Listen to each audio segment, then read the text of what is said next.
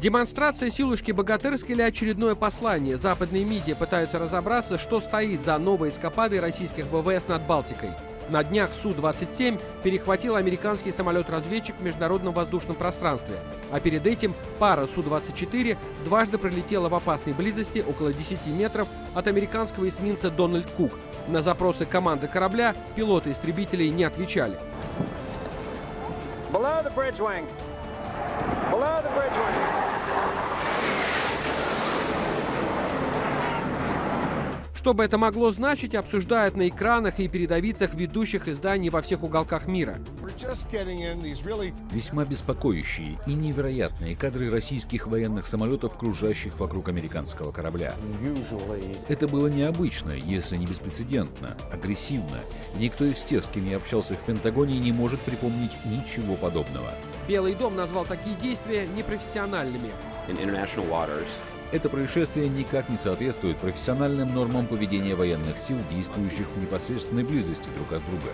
Эксперты и аналитики настроены куда более серьезно. Будь это настоящая атака, мы бы о ней не узнали до первого удара. Так что это очень серьезный инцидент. Ситуацию усугубляет и еще один момент. На борту американского судна находился польский вертолет, который проводил тренировочную миссию. Совместные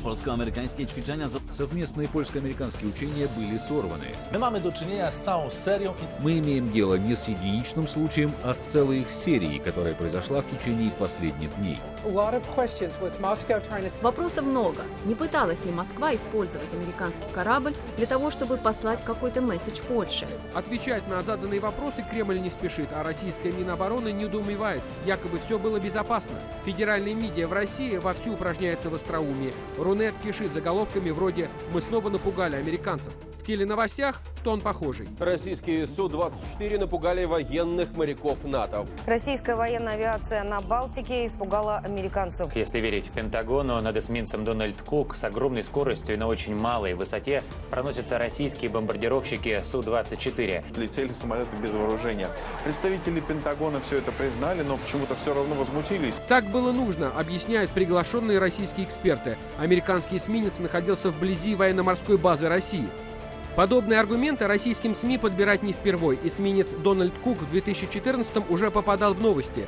Тогда в Черном море над ним также кружил российский истребитель. С тех пор в отношениях Кремля и Североатлантического альянса мало что изменилось. Совет Россия-НАТО хоть и собрался впервые за 2 года, но хороших новостей так и не принес. У НАТО и России глубокие и систематические разногласия. Сегодняшняя встреча этого не изменила.